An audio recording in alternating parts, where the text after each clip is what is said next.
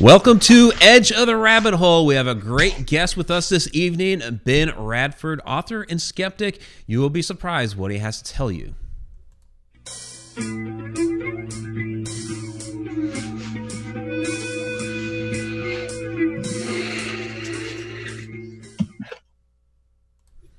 All right, Mad Hatters, welcome back to Edge of the Rabbit Hole. Like I said, we have a great episode up for you tonight. Benjamin Radford, author and skeptic, is with us. He's got a lot of different books. About, what has it been, 20 books? Yeah, 10 books, and then about another dozen or so with editing and co-authors and all that. So keep busy. Yeah, quite a pedigree. So we're going to get into everything about Ben here in just a couple minutes. Right now, we have to do a little bit of housekeeping first. I know all of you are excited for the 10,000 subscriber giveaway. So a ton of you went ahead and put in your names, and so we have to draw that out of the hat.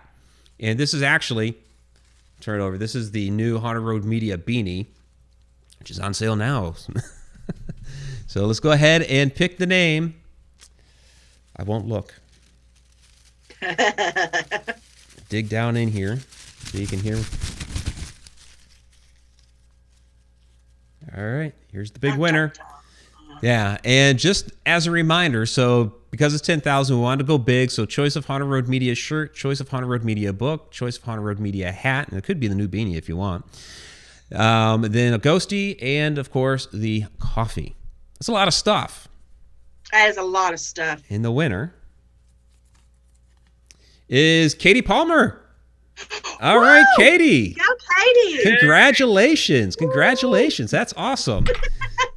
She's going to be so excited. She will. She will. She is a long-time viewer of Edge of the Rabbit Hole and, of course, the Haunted Road Media channel.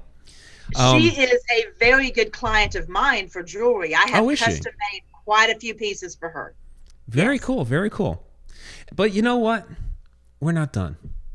We're not done. I thought this just popped in my head a little while ago. I was like, this is such a big prize for somebody to get. I know so many people are going to be let down, like, oh man, that was a big one. I really wanted to score that one. We're going to give away another book. We're going to draw on again. Give away another book. So this is like second prize here. Your choice, Haunted Road Media book. Anyone that's on any of the, 20 that we have? Here we go. Mm-hmm. Here we go.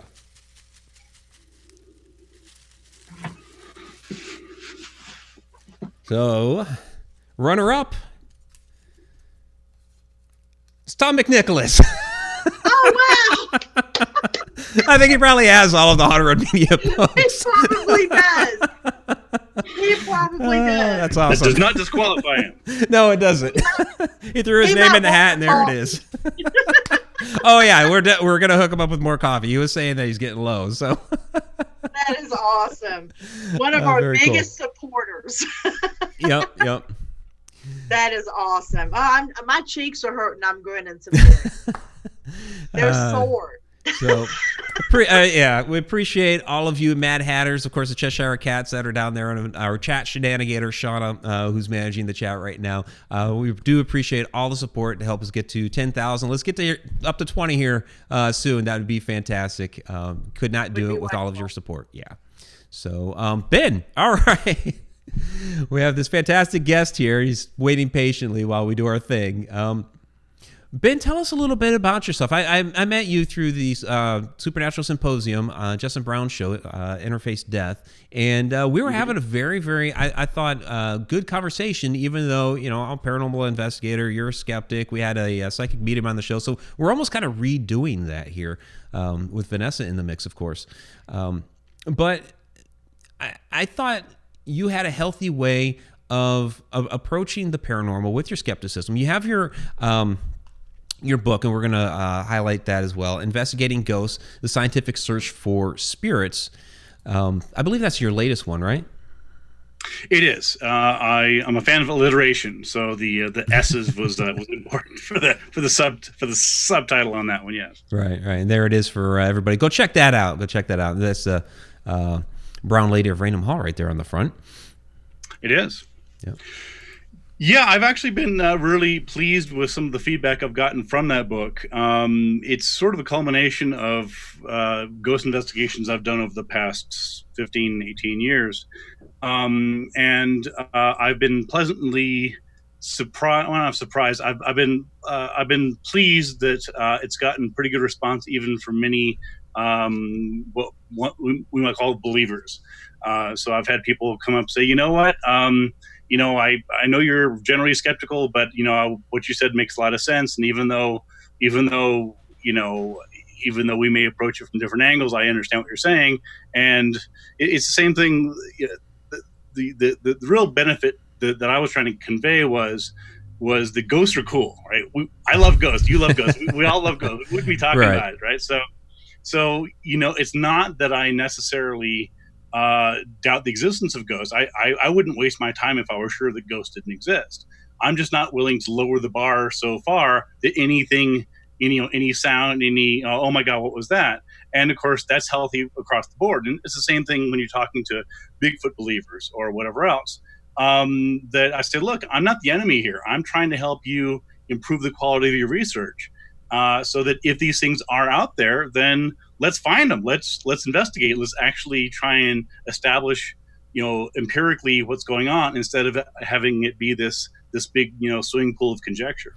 Yeah, that's something that I really enjoyed about that conversation there with you, was that you do have that open mind. And I think that, throughout this spectrum, you have people on, the polar opposite is where you have the ultimate skeptic who absolutely nothing is ever going to be a ghost or supernatural. And then you have the other end where, everything is a ghost or supernatural. And you, while you're more on the skeptic side, you still have that open mind, which I really appreciated. Yeah, thanks. I mean, I remember one of the first times I had an in-depth conversation with this was with Patrick Burns, ghost hunter, and he used to be on Truth TV. And Yep. And he and I were on a panel together at Dragon Con Atlanta, probably 12 years ago. And it was, I had never met him. I'd heard of him, and I had written some pieces about his show Haunting Evidence. Not really criticizing him specifically. I had some issues with some of his co-hosts, but on the whole, I thought Patrick was pretty good. And after the panel, he came up to me. He said, I think we're probably closer on the spectrum than to the audience. It was like skeptic versus believer duking it out. Right. And we're like, actually, we're actually pretty much more on the same team than people realized. Yeah, absolutely. But see, I actually, now this, and you and I talked before the show, and you knew where I stood on certain things, but I love the fact that not only have you been doing this for so long, but you have kept such an open mind. I don't see a problem with bringing science into it and trying to find not validity, but corresponding evidence or ways to say that, okay, well, yes, this happened, but this could be a reason as to why. I don't see a problem with that at all. I actually think that's wonderful. I might be a psychic medium. By the way, I hate that term. We all know I hate it, but I have to use it. I might be that, but I can be in a room full of other people who are mediums or psychics or whatever, and I'm still going to question them. Mm-hmm. Just like I expect them to question me. Because you have to have, like I said on the show last night, checks and balances. You can't just go in and say, this is it. I just expect behold my evidence. I said so it must be. It just doesn't work that way. Because, like you said, on both sides, Sure. the paranormal should support the science, and the science should support the paranormal. Unfortunately, it doesn't. There can't seem to be that common ground found in the majority of people. Why do you think that is? Well, I think a lot of ghost hunters claim and or believe that they're actually doing good science. A friend of mine, Sharon Hill, did a book titled Scientific Americans, and she sort of looked at some of the amateur research groups, primarily ghost hunters, but including others as well. And it was interesting because when you talk to them, and of course you all are actually more, this better than I do, but when you start talking to ghost hunting groups, particularly amateur ones and regional ones, you have people say, oh yeah, well, we use science and this and that, and then you say, okay, well, I'm not saying you don't, but what does that mean to you? Like, what part of this is scientific? They're like, well, I use this EMF detector. I'm like, that's not science. Okay, and it's a gadget. Yeah. Let me repeat the question. I understand you're pushing the buttons and it beeps and it's cool. What part of your procedure? Just because you use a calculator doesn't mean you're a mathematician, and just because you use a scientific instrument doesn't make you a scientist. So what I'm looking for is some sort of methodology, some sort of underlying questioning assumptions and gathering of evidence in a systematic process to help weed out misinformation, misunderstandings. And usually, not always, but usually in my experience, and I think Sharon found the same thing in her research. Usually when you sort of pin them down and say, what part of this are you claiming is science? They're like, well, it's kind of conjecture, and we really don't know for sure that EMFs are connected to ghosts. And I'm like, okay, fine, but the problem is that often it's portrayed as established fact. And when I was researching my book, Investigating Ghosts, over and over and over, I would read books by Hans Holzer and Ballinger and all these people, and it's like, well, we all know that there are 4 types of ghosts, and I'm like, no, we don't. It's thought that people have suggested that, but we don't know that for a fact, and it's all theory. Establish, and that's fine. The problem that I have is not so much in admitting that we don't know everything, because science operates. Scientists don't know everything. That's the process of science, is understanding the world around us. The problem that I have is when people will exaggerate and sort of pretend that the information they have is much more definitive and well established than it actually is. If you just want to tell me that you have a theory about a ghost, and that's all well and good, but when you come to me and you say, I photographed a ghost, here it is, I'm like, how do you know it's a ghost? I'm not saying it's not a ghost. I'm asking how you know for sure that it's a ghost. I'll give you one quick example. I did an investigation up at Fort George in Niagara-on-the-Lake, Ontario, and I was with some Golden Horseshoe group, I think it was, and I was investigating. I talk about it in the last chapter of my book. But I captured a ghost child crying, a girl ghost crying, and I said, I will listen to what you have, EVP, whatever else. Just answer me one question: how do you know it's a ghost child crying? I'm not saying it's not. Don't get me wrong. I'm not doubting you. I'm just asking you sincerely. You're telling me you have positively identified this sound as a child ghost crying. And my question is, how could you, we don't know for sure I can tell you what a human child sounds like crying. We don't know for certain what a ghost sounds like crying. We sure as hell don't know for certain what a child ghost sounds like crying. So again, I'm not saying it's not a recording of that. I'm just saying you can't come to me and say, I know this. Let me ask you something. We have a lot of questions coming from the chat, but before we get to some of those, I know that you like to examine a lot the psychology of this, and you're mentioning a little bit earlier about these different types of ghosts that people try to say that we have. Do you think that's part of human nature playing into it, that we like to categorize things that we experience, and maybe after so many hundreds or thousands of times of repeating the same information over and over again, whether it's a theory or not, that we've kind of now taken that in as fact? Yeah, I think there's a couple aspects to it. One is that oftentimes we're dealing with ghost folklore or ghost lore.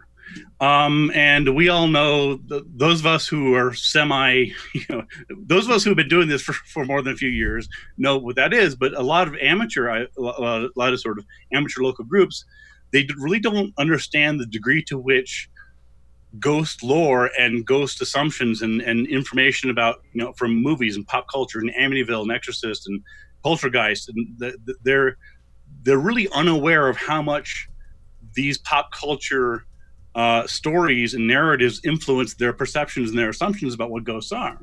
Again, that doesn't mean it's wrong. It just means that it's very difficult to filter out. When you say, "I know what this is a ghost," that's a ghost.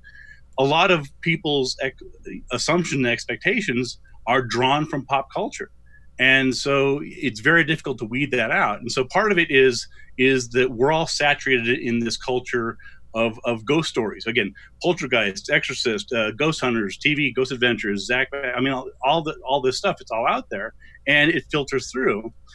So that's part of it. And the other part is that yeah, we have these inherited scripts of what ghosts are. And so we have the ideas of the stone tape theory, we have residual hauntings, we have this and we have that.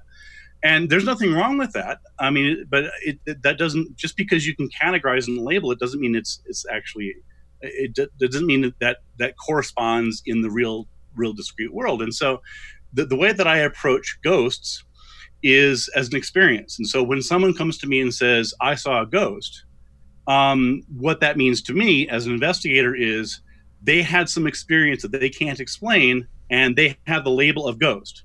So, for example, if a person is walking through the woods and they see something weird in the distance, and they think, "Oh, I can't explain it, it must be a Bigfoot." If you're walking and you see something weird in the sky that you can't identify, it's UFO. If it's a haunted house or whatever else, it's a ghost. And so once you understand that when a person says they saw a ghost, whether they did or they didn't actually literally see it, describing a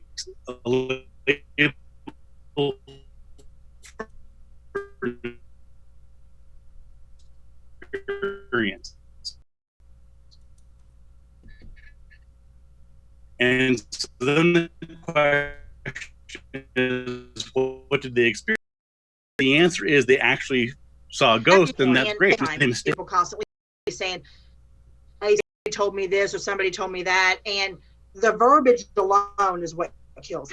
What people use in this.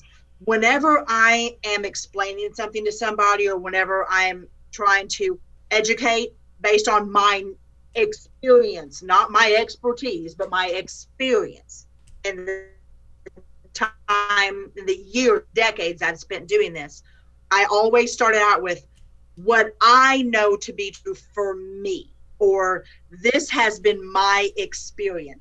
And Mike can verify this, have said probably 1,000 times, I am not an expert. There are no experts in this field. And because I know that all these different terms and labels and everything else that are regurgitated on the daily are basically made up words. What is that Urban Dictionary?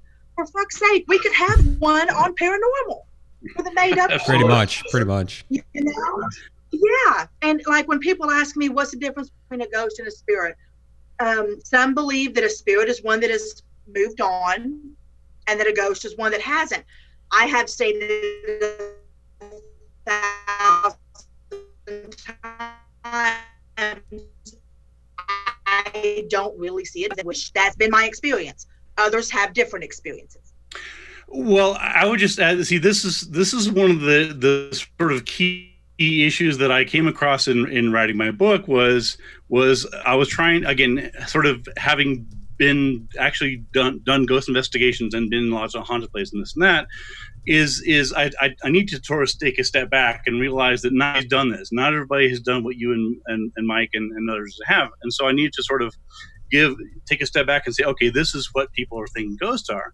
And in the process, I was writing this in the book, and it's like, the fact is that there's at least a half a dozen different definitions of ghost, right? Some people think it's a psychic projection. Some people think it's spirits of the dead. Some people think it's emotions that are, in a place, that's stone tape theory. Some people think that's, other angels or other dimensions. The problem here is that many of these definitions are mutually exclusive. They can't be both, right? So if a ghost truly is the spirits of a dead person that's reenacting that person's death or trauma or something, then that literally cannot be simply emotions that are recorded in stone or a battlefield, nor can that be interdimensional spirits. And the problem is that you have these experts, and I use experts somewhat advisedly, who come up with all these different definitions, and they don't seem to recognize that they their definitions are so broad that they literally can't all be true. Like, so the problem is that if the ghost phenomenon, if the evidence for ghost is so ambiguous and so malleable that, hey, it could be an interdimensional spirit, it could be someone's spirit of the dead, who the hell knows? Then you have to question, well, what the hell? You've got all these ghost investigators, in some cases with literally centuries of person hours investigating ghosts. In 2019, why the hell can't you tell me which one of these 6 definitions ghosts are? Ooh, can I answer? Yes. Okay. I got the mic. The reason I truly believe this in my soul, the reason that we have such a difficulty in actually not coming up with a definition, but in really explaining these experiences, is because all we are shown, for the most part, or all people know to look for, is the bad experiences, the scary experiences, the demonic blah blah blah experiences, things like that. That's all that seems to draw the attention. And when all of the attention is going to that arena, not enough attention is going to the arena of deceased loved ones who have messages, who wish to speak to people like myself or Shauna, Mike's girlfriend, or the other psychics or mediums that are out there that actually are conveying messages, that actually have actual information that isn't scary. But that's not right. I mean, but demons sell. Yeah, I mean, demons sell. Yeah, we all know that. And that's one of the interesting dynamics, is that in pop culture, ghosts are scary for the most part. Not all the time. Well, that's exactly right. It's like when you actually, again, it's another sort of contrast between what's seen in pop culture in horror films and the everyday experience of ghosts. And all of us know that half the time you talk to someone who's like, yeah, oh, there's a ghost in the house. Her name is Anita. She's sweet. Every now and then she plays little tricks on me. And so there's people that have lived for decades in haunted houses, and they have a fine time with it. Yeah. Let me just address quickly one other thing you said. You said that the problem is that not enough attention has been paid to the spirit mediums and the communication coming from the dead. Now, as you know, I mean, you can go back to the spiritualists and the Fox sisters in the 1800s. So there's been over a century, in fact, whether it's Ouija boards, whether it's Lilydale, Camp Chesterfield, the Bridie Murphy case. So there actually have been many people who have tried to authenticate, reincarnation stories, near-death experience stories. And so I don't know that it's really true that people really haven't paid attention to psychic mediums and their messages. I don't mean pay attention to us specifically. I mean, because I don't care. But I mean, I don't think that enough attention is paid to the deceased people. Everyone wants to find something scary. Everyone, that's what I'm talking about. Not us as individuals, but those who have passed on, who are trying to relay messages. I'm not special. You could get a message. No. I agree with you that there's more attention paid to the scary ghosts. I don't know that answers the question as to why we haven't yet been able to decide which of these 6 definitions of ghost is accurate. Because they've stuck it to 2: demon, ghost. Some people have, Warren, but not everybody has. Unfortunately, a lot though, and it's like that squeaky wheel gets the grease type of situation, and that's done more damage than good. I agree with you. In fact, that's one of the problems that I've encountered over and over again is, in my ghost investigations, I often try to come up with a reasonable, rational explanation. And I try to assure people, if that's in fact the case, that their house probably isn't haunted.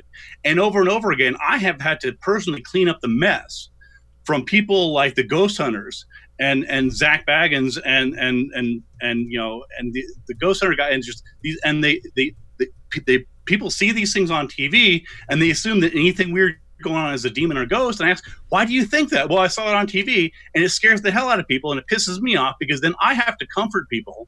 I have to do my best to soothe people's fears that are unnecessarily hyped by these people on TV who just want to do their scary bullshit TV shows. And it pisses me off because very real damage can be done. And I'm glad you brought that up. No, absolutely. Yeah. Dogs drive cars on TV. I'm not putting my chihuahua behind the wheel. Oh, why not? Why not? Hey, real quick, we have a $5 super chat from Tom McNicholas, who was the runner-up winner for tonight. He says, "Happy birthday, Abraham Lincoln." There you go. And Lynn's White. And Lynn's White. And Darwin. And Darwin. There you go. There you go. Yeah. So we have a couple questions from the chat. I do want to get into some of these. So Betty Lange asks, how do you define a skeptic? I mean, that's kind of where we started the show, saying, okay, Ben's a skeptic. But how would you define that? Oh, that's a good question. I've actually had conversation with fellow skeptics, again, whatever that means, as to how useful that is. And I've actually argued that the word skeptic is not particularly useful. I don't disavow it, but it's not. It doesn't have much traction. If you ask the average person on the street, I'm a skeptic. What the hell does that mean, right? I mean, I'm skeptical that that I didn't get ripped off last time I took my car in to get fixed. That's not what that means. So basically, a skeptic is somebody who is approaching these topics ideally from an open-minded position. Now, of course, there are closed-minded skeptics. There's closed-minded believers across the spectrum. But my approach is to try and understand the phenomena and, if possible, explain it and do that from a science-based perspective. And so, I'm looking at empirical evidence. I'm looking at eyewitness testimony. I'm willing to do the investigation. That's actually one reason a lot of ghost hunters that I've encountered, they have problem tangling with me. Not because I'm the biggest badass in the world, but the problem is that whole thing of, well, you skeptics, you guys don't go out and actually investigate. It's like, bullshit, but you do. Dude. You do. Bullshit, I do. I've done it. I've written 10 books on it. You don't believe me? Go look at it. I've done TV stuff. So that whole got it right there. You skeptics. Thank you. Yes. That whole you skeptics haven't done your research. That doesn't fly with me. And so, I mean, I've been there. I've done Myrtle Plantation. I've been to the, just St. James, all over the place. I've actually solved many cases, ranging from the White Witch of Rose Hall in Montego Bay, Jamaica, the Chemo Theater ghost here in Albuquerque. So that's the approach that I take, is trying to not dismiss or debunk, but try to figure out what's going on. And if the answer is that there's not, if the answer is that there's a ghost, then great, that's cool. Let's figure that out. Let's find out, what is the ghost and what is its nature and what does it do and things like that. On the other hand, if what people in a given situation aren't experiencing, if what people are in a specific haunted house or location is experiencing is not in fact a ghost, that's also interesting. That's also important, because then the question is, why are people thinking there's a ghost? Is it because they misunderstood something? Is it because of psychology? Is it because of some bullshit TV ghost hunter show? Why are people interpreting inherently ambiguous phenomena as ghostly? So to my mind, it's fascinating either way. And so my background is in psychology. As you mentioned, I have a degree in psychology and a master's degree in education, and also in folklore. I write about folklore and urban legends and these sorts of things, and then sort of brought in with investigation. So I'm not saying that that's the only way to do it, but that's my approach, is sort of trying to bring these things together to understand it from a psychological point of view, from a cultural point of view, and from an investigative and scientific point of view. So let me ask you this. When you are on an investigation, what does it take for you to, as a skeptic, actually acknowledge, okay, this is actually something that may be what we kind of define as, quote unquote evidence, something like that, and what it would take for you to bring yourself to say, yeah, this location is haunted? Well, there's a couple things. I mean, and that's a totally fair question, is, okay, well, what would you accept as evidence of ghost? And the converse of that is to ask a believer, what would you accept as evidence that ghosts don't exist? And fair enough. Well, see, it cuts both ways, right? And so, and to be fair, in science, in science, we're not talking about universals. And so I cannot prove, and would not be able to prove, that Bigfoot doesn't exist, or ghosts don't exist, or lake monsters, or chupacabras, whatever else. So that is a non-scientifically testable claim. What I can prove, and what in many cases I have proved, is that in a specific case, in a specific location, a specific sighting, a specific incident, whatever else, that was in fact almost certainly not a ghost. And I've done that through, analyzing different things, EVPs. I mean, again, there's all sorts of chapters in the book. So that's the approach that I take. And so to answer your question, I would need to be able to plausibly rule out all mundane explanations. Not anything you can conceive of, but just the mundane explanations. And in my experience, the biggest fallacy that I find most ghost hunters commit is giving up too quickly. In my experience, the reason that I've been pretty successful at solving cases is not because I'm the brightest guy in the room. It's because I spent more time on it. It's because I don't give up after the first little while, because you have to. Research takes time. Science takes time. Doing scientific research takes time. Conducting scientific experiments is very difficult. The average person has they don't understand research methodology. They don't understand control groups. They don't understand, and that's fine. You don't need to be a PhD scientist. But what I'm getting at is that actually coming up with good, compelling empirical evidence on anything is very difficult to do. And this is one of the problems I see with a lot of ghost hunters when they go in and they take measurements, EMS or whatever else in a location, is they're not building up a big enough baseline to know what's paranormal, right? Well, you need to know what's normal. To me, something like that is just a piece of data. And you mentioned control groups, and this is something I have to ask, because this is something. A statement that I make a lot is it's extremely difficult to prove paranormal activity, because I don't believe you can really have a control group, because how do you have like a sort of placebo effect with this, when if there really is paranormal supernatural activity, how would you make sure that group experiences nothing? Right. That's another excellent question, and there's a couple answers to that. One is that it depends on what your hypothesis is, right? And so, for example, if you take the theory by Michael Persinger about the guy that did the God helmet, and the idea that ghosts are a manifestation of basically a hallucination caused by EMFs. And he did this. I think he died, last year, if I'm not mistaken.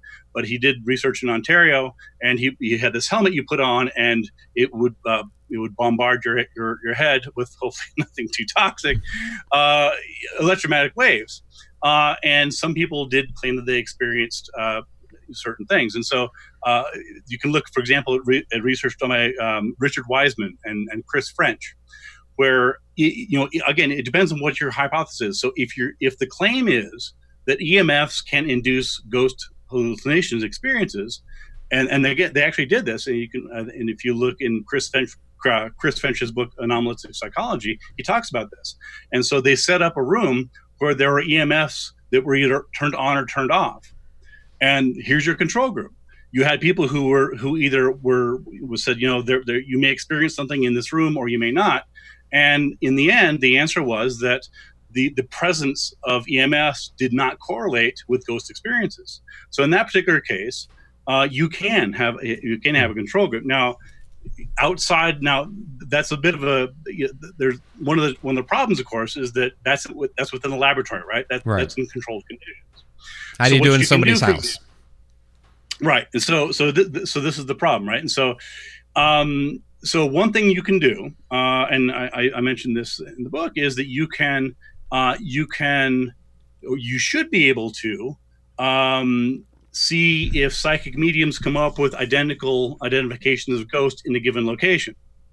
So, for example, if you have 3 or 4 psychic mediums who all claim to be able to speak to ghosts and speak to the dead and get information from them, then you should be able to take them blindly into a new location and no prompting, no context, just say, okay, here's a location. Don't say, this is the site of a murder in 1973. Blah, blah. Just take them into a location and say, walk around this location, take as long as time as you want. Let us know if you have any experiences with ghosts, and if so, just what is it, a young person, old person, young girl, just some idea, and then you bring somebody else in. You do this 3 or 4 times, and either the stories. The fact is that in theory the story should match, right? If you have a ghost that is there giving information to psychic mediums and ghost hunters, then there's no reason why one psychic medium should go in there and say, there's no ghost here, I don't know what I'm doing here. The second one says, oh my God, there's an 8-year-old girl, her name was Julia, she died in 1937 tuberculosis, she had this horrible childhood. And then the third psychic medium goes in there and says, oh yeah, no, there was a horrible fire here in 1850, 50 people died. You're like, well, hold on, which one of these is true? So in theory, there are ways that you can set up a control group. I got to go. Okay. Go for it. Go ahead. No, because Ben, this is exactly what I do. I'm the gal taken into the locations who doesn't know anything about them. That's me. First and foremost, I mean, it's true. If you are a psychic medium, yes, you should get some information. You should. Granted, I just covered this on the show last night. Not every ghost wants to talk to me personally. I'm not the gal that they're all looking to speak to. Joe Blow coming in after me might have an energy that they vibe with better, and they can give information to him. Who knows? But if even one person you take into a place blind who doesn't know anything about it beforehand, and they give you any information that is correct and specific, does that not prove its validity? What do you mean by correct and specific? That a girl lived there at some point? When I give information, I give very specific information. I'm going to give you an example. I've told this story before. It's years ago, probably a good 10 years ago, maybe not quite that long. But I'd come home from work early, and I was sitting there playing around. If this tells you how long ago, it was MySpace. I was playing around on MySpace, so it's been a cool minute, okay? I lived back in the townhome. Remember, Mike, back in Oklahoma City, the ghetto. And I was playing around on MySpace, and I doubled over in pain. No reason to. But I'm talking to you know who, Mike, from the old group. I'm talking to her on MySpace, or no, it was on Facebook, but I went on MySpace later. I'm talking to her on Facebook, and I'm like, holy crap! And I'm getting all these images, and I'm messaging her, and I'm like, do you know who this person is? Does this sound at all familiar? I had height, weight, boob size, hair color, eye color, nickname, full name, what she liked to do when she was younger, what her father looked like, what his name was, everything, down to what she was wearing and what her favorite color was. This person did not know. There was nobody in her office that matched that description. So I shut it down, went and laid down, waited for the pain to pass, just waited. About 5 or 6 or 7 hours later, I'm like, fuck me, I'm dying, you know? And I get up and I'm trying to make myself not think about it. So I get on MySpace. Then it was Facebook earlier, then it's MySpace. I'm clicking through MySpace and a person pops up.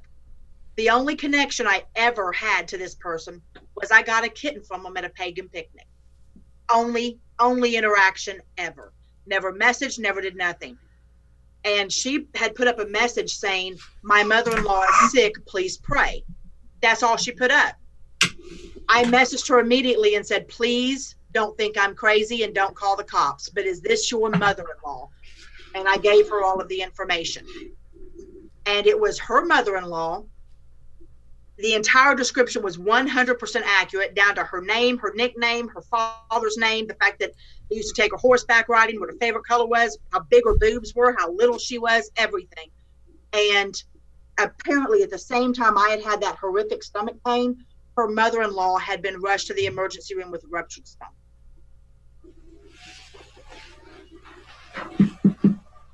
And how long have you been doing this? Since I was 2, and I'm 46. Okay. So let's just round that to 40 years. Mm-hmm. So you've given us a plausible, interesting anecdote. What about the other 39 years worth of readings. Do you keep Mike, track? You want to jump in on that? I'm being sincere, right? So this is one of the problems with anecdotes. I have a 95% accuracy. So you keep track of all your mistakes. Joe, I admit my mistakes wholeheartedly. No. My question was, do you keep track and list all your mistakes? If when they happen, for the most part, yeah.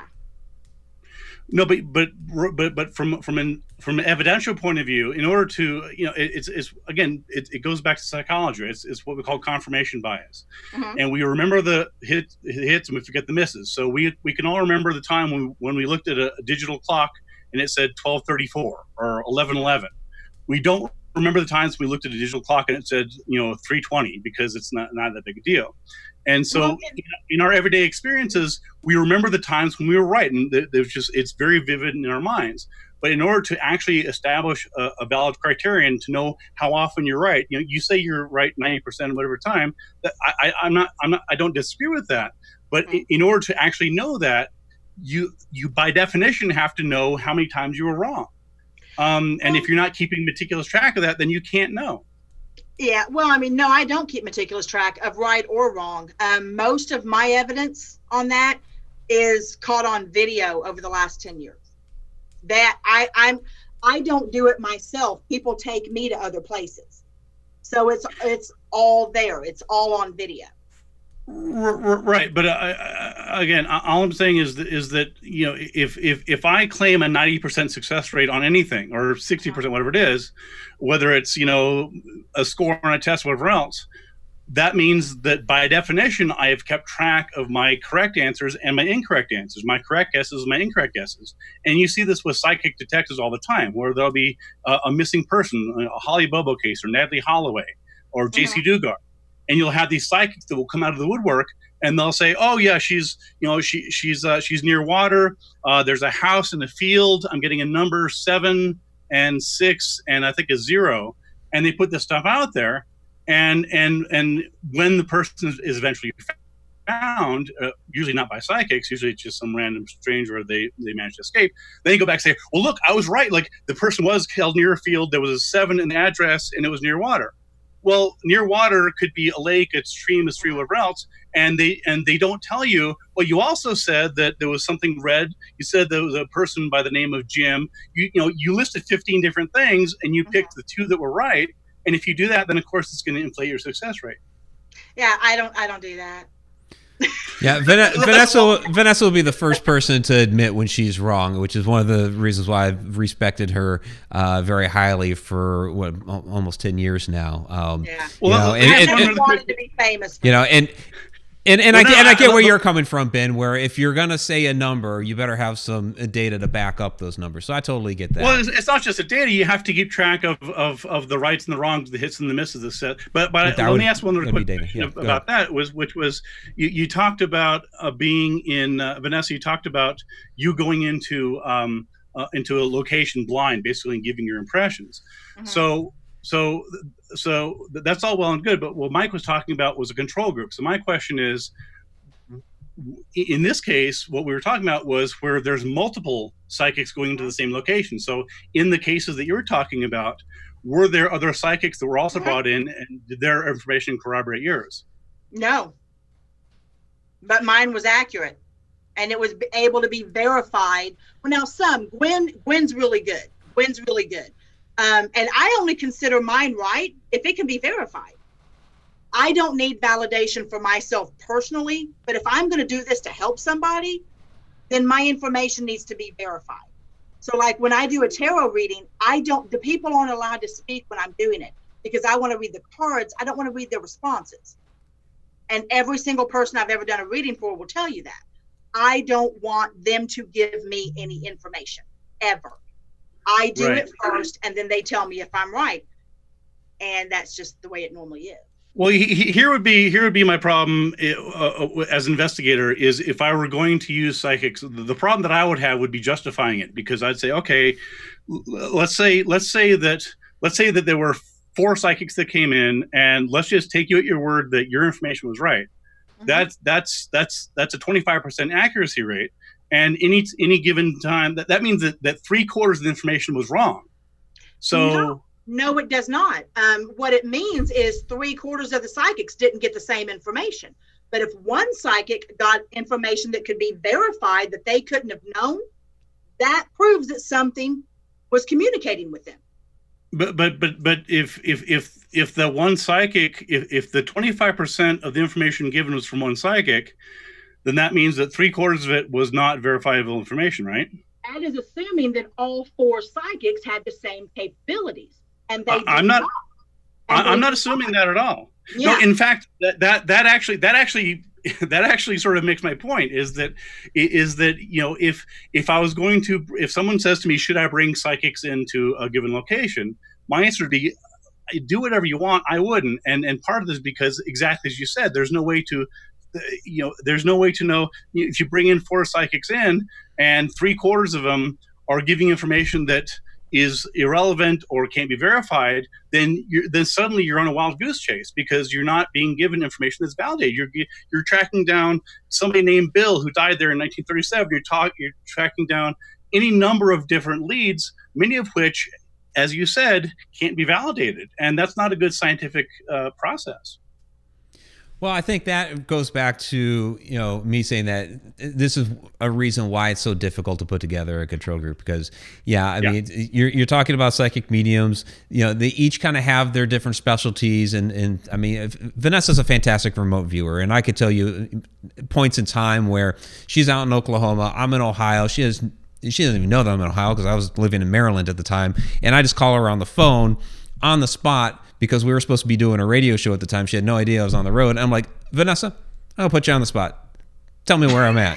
And she described the entire layout of that house that I was at. Damn. And it's like, whoa, okay. So that's a special ability that Vanessa has. But she mentioned a woman earlier that was part of an old group. And we actually put them to the test, unbeknownst to either one of them, where this other one was telling us that she could remote view for us because she had been a psychic medium for the group and doing some different things on the side. And this was like the first time that she was saying, oh, I can remote view too. Okay. But we had known of Vanessa having remote viewing ability. So we pit them against each other without either of them knowing. One of us has Vanessa on text messaging on one phone, and I'm text messaging with the other on the other phone, and just kind of comparing. The other one's all over the place with, and you could tell she was just guessing, and Vanessa's boom, boom, boom. So it's like people tend to each have their own specialities. So I think that makes it very difficult, like I said earlier, in trying to actually prove this and trying to get into work into some of the questions here because we are getting kind of down to the wire and we have a lot of questions from the chat. This is from Spooky. Sure. Do you believe down the road that science will back the proof of paranormal activity and publish textbooks on the subject? So do you think that there could ever possibly be a way that we could really truly do this in a scientific way? Without having all, I mean, we're having a great debate back and forth. People in the right. chat are saying it's fun, But do you think that we'll be able to have it without all of this back and forth on it?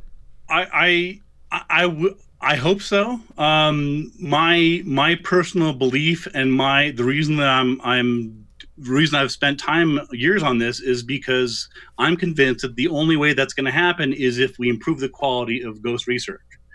I mean, look, the people have been looking for ghosts in some form or another for well over a century. You can back to the Society for Psychical Research in the 1800s. I mean, before that, there's people who've been actively looking for ghosts for a long time, and especially actively in the last, say 50 years, and before that with Harry Price and others.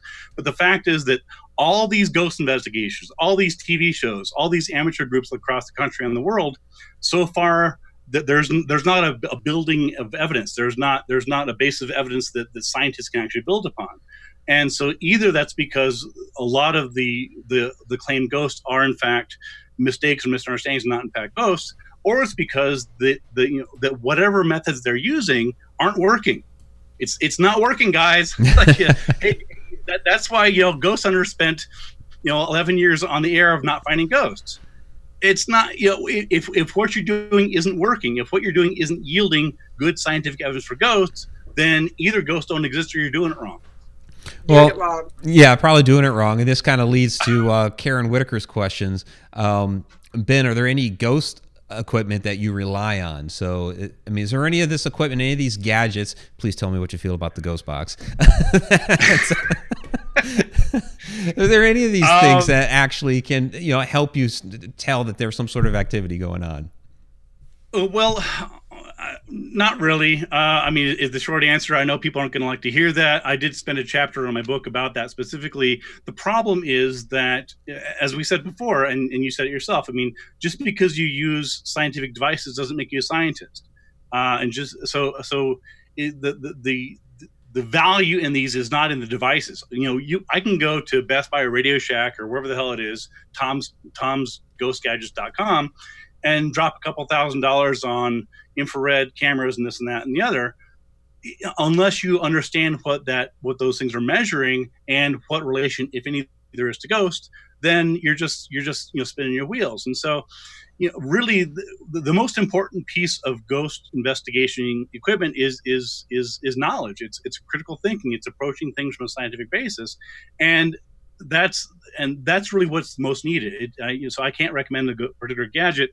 I've looked into ghost boxes and Frank's boxes, and Kenny Biddle, who's done lots of great work. Biddle has done good investigations to ghost boxes. I remember talking with Christopher Moon. I think it's Chris Moon. The guy that looks like Greg Allman. Anyway, and with his ghost box, and he's doing the broken radio to the dead thing. And again, it's all just, I'm like, really? And I don't know. It just. Well, yeah, we did a thing a couple months ago on here about why we hate the ghost box. And it's not just because of the annoying noise, but I can't see there where. Are many reasons to hate there's a lot. I just don't see where a ghost, a human spirit, what have you, speaks in a radio signal for that box to be able to pick it up. That was always my thing with it. I could not agree more. Yeah. I don't use equipment. And Vanessa doesn't use anything. You use your brain. That's your equipment. Yeah, I don't even own any. But I do have a dear friend who makes his own equipment, and he is very much not a scientist, but he's like what you guys were saying. He was at a symposium, a live one, a bunch of different people, and he asked a particular team in Ireland, what their baseline was, and they couldn't answer. And that was one thing that really drove him crazy. And he and I worked on a case 3 years ago that has now brought forth the attention of the police and the government, because the bodies were actually found where we said they were going to be found. And it's like 800 children. So, I mean, it's kind of a big deal. And that's the kind of equipment he uses. And he built it himself from shit he bought at the store. He doesn't go out and spend hundreds of dollars on stuff like that, but he at least approaches it in a way like you do, Ben, which is somewhat skeptical until it's proven otherwise, but with an open mind. Yeah, I mean, keep in mind that it's basically Ouija boards. I mean, there's nothing new about casting runes and tarot. I mean, it's all divination. It's all messages, and as with anything, the messages may or may not be coming from the dead. I mean, just because you feel like you're getting messages, maybe you are, maybe you're not, but you need to be careful about putting too much stock in them unless you can actually prove that they're real. Yeah, Ben, a question from Shauna here. So what equipment do you actually use on investigations? I have a box behind me. I would go and get it, but I use it depends on the investigation. I investigate a variety of things, including miracles. So, for example, if there's a weeping statue, then I would try and figure out what's going on. Is it actually a weeping statue? Is it some non-drying oil, whatever else? So it really depends on what the specific claim is. And so I'm not trying to be evasive. There's not like one particular set of gadgets that I use. So it depends. Like, for example, if I'm suspecting that something's being hoaxed, then I don't want to give any secrets away, but I might bring a little bit of flour, and I will drop a little Scooby-Doo technique. Drop a little bit of flour so I can see footprints, or set up a camera. There's different ways to do it. So again, it really depends on what the claim is. So oftentimes, keep in mind that the approach that I take is in contrast to a lot of ghost hunters, which is they engage in what I call anomaly hunting. They're going into location looking for anything weird and then trying to debunk that or trying to investigate it. My approach is to go with the original claim. So if somebody says that there's a ghost that appears, on Halloween night in some hallway, then I want to be there. If so, it depends on what the claim is. So I'm trying. So the equipment that I use depends entirely on what I'm investigating, what the claim is. When you talk about weeping statues, have you been called in by the Vatican to do that, or is that something that is separate? No, I haven't been called in the Vatican. I've done investigations into a couple places, including at Holy Love Ministries up in Ohio. I was consulted for a show called Miracle Detectives, which was on the now defunct Oprah network. There was actually another case here in Hobbs, New Mexico, which is a couple hours south of here. So yeah, it just depends on what's the case. There was another case in Pennsylvania, a guy that claimed there was a statue in his trailer that was weeping. Unfortunately, he wouldn't let me take samples of what the statue was weeping. So it was like, investigate this, but don't get too close. That's a red flag right there. You can investigate all you want from 5 feet away. Like, all right. Well, I mean, let's face it. I mean, depending on what the statue is made out of, is it porous? Does it have a sheen on it? Is it sealed? There are so many different environmental factors that could actually cause something like that to happen. And what people don't understand when you're talking about a weeping statue is you have the creases and everything in the eye, which, if it is a porous material it's made out of, condensation can build up in those creases and then drip over and appear as if it's tears. Yeah, so, I mean, and in a lot of cases, in my experience with miracle investigations, and I did a book on the chupacabra and things like that. In most cases, people are sincere, and that's the same thing with ghost hunters. I would say 90% of the ghost hunters and psychic mediums are sincere. They're wonderful people. I really do like them. We get along really well. They're not liars. They're not crazy. They're not hoaxers. They're very sincere in what's going on. We just have sort of different standards of evidence. Fair enough. Where'd Mike go? I was letting you guys talk. I was taking care of something in chat real quick, so I flipped it over to just you guys for a minute. So I got lost in their eyes.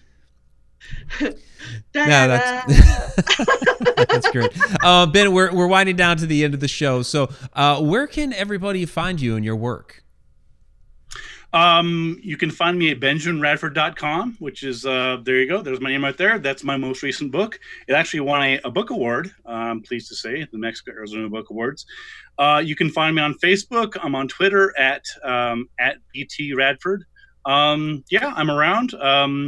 I am also on a podcast called Squaring the Strange, which comes out every couple weeks with two co-hosts. We sort of examine unusual claims from around the world from a skeptical bent. So, Squaring the Strange.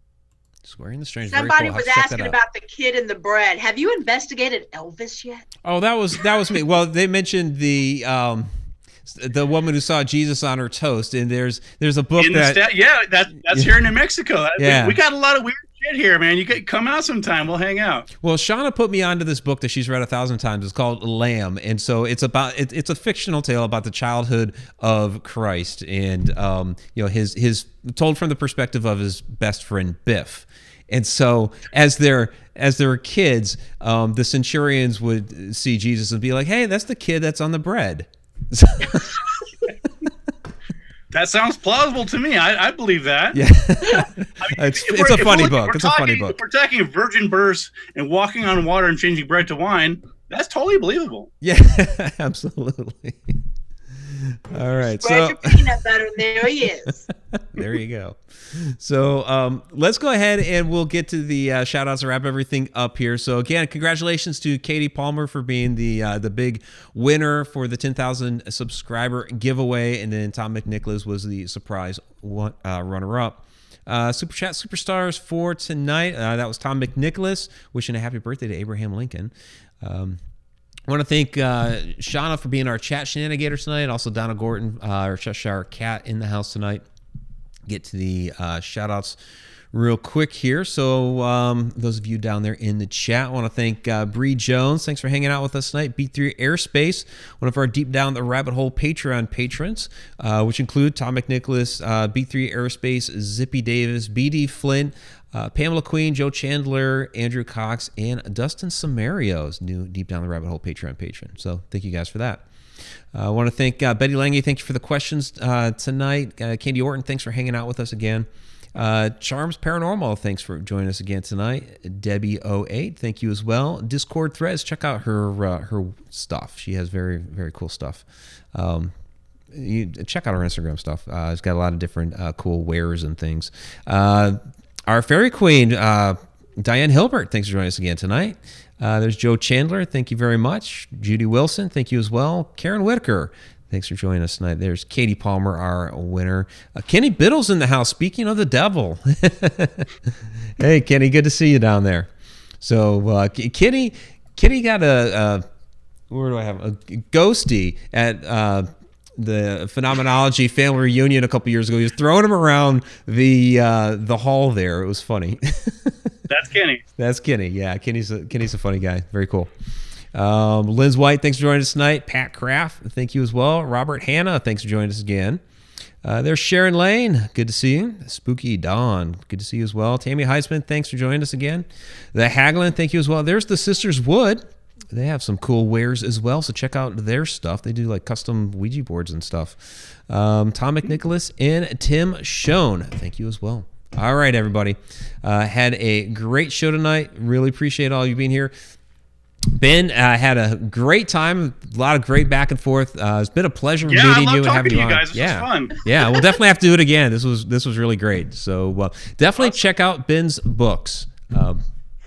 Fantastic author, and I'm going to be checking out some myself. So, all right, everybody, we have Inside the Upside Down coming up next. Gives us a few minutes to change out the show. We're going to be talking about crystals, stones, all of that interesting material. And so, Ben, thanks again. Really appreciate it. Bye, Vanessa. Bye, Mike. Bye. Take care. Have a good one. Ciao.